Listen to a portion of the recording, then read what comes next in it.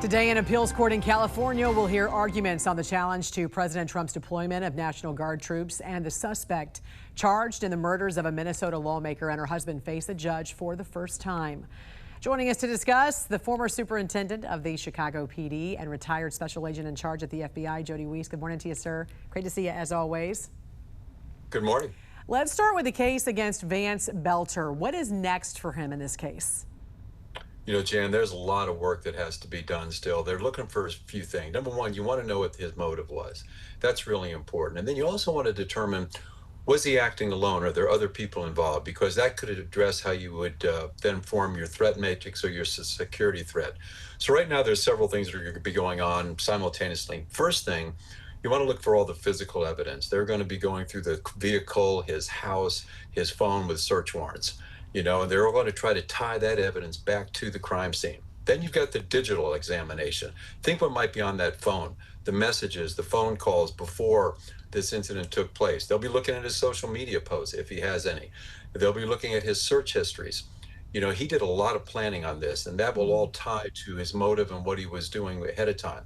You're also, by going through that digital evidence, you're going to determine his network, and that is really important because we have to be sure that there's no other threats out there. So once you find his network, that's when a lot of work starts. The interviews, interview after interview after interview, because you want to find out who might else be tied to this, if there is any other threat that could affect politicians throughout the country. So they're looking for more. Yeah, and also acting alone.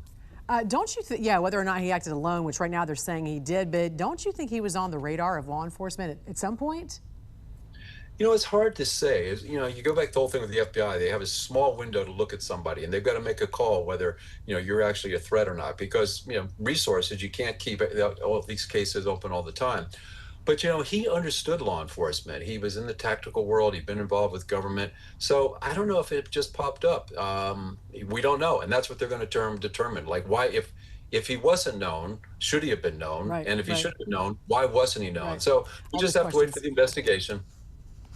Federal appeals court in San Francisco going to hear the case whether the president can actually, keep control of the California National Guard, which ultimately, as we know, could end up in the hands of the U.S. Supreme Court. Now, the reason this even began was because initially the LAPD was very slow to respond to these riots. The president obviously felt an obligation to protect these federal ICE agents. What's been your thoughts on this challenge to the president's decision to send in the Guard? Why wouldn't any law enforcement welcome the help of any law enforcement?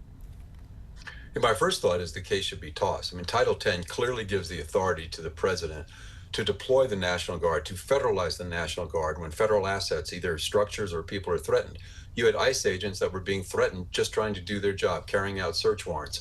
You also had the LA police chief say, we're overwhelmed. So if that doesn't support, you know, federalizing the National Guard. However, I do agree on one thing. He should not have had to have done this. If you had a governor and mayor that cared about their city and cared about protecting their city and its people, they would have moved forward and deployed the National Guard right away. But when you do this, Jan, you have to have a clear mission for the Guard. They can't enforce laws. So you have to give them a clear mission what to do. Had it been me, and I think Jim McDonnell did this, I would have pushed more for mutual aid. I go back to election night when President Obama was elected in Chicago. We didn't call him the National Guard. We didn't see that as a threat, but we had all the surrounding communities send in their law enforcement departments to help us in the surrounding areas around Chicago and the community. So there's other ways to do it, but I think President Trump was on rock solid ground to do this. And you just mentioned the mayor and the governor there, who obviously have been at odds. You just mentioned the LAPD chief, who clearly did not have a handle on the situation, needed some help.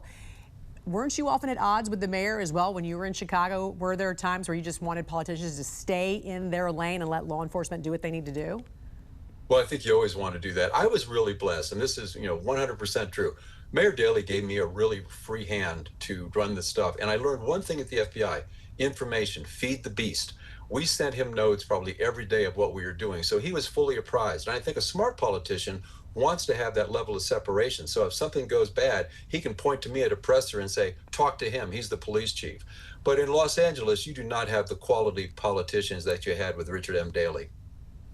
Very true. Former superintendent of the Chicago PD and retired special agent in charge at the FBI, Jody Weiss. Great to see you as always. Thanks for joining us. Thank you.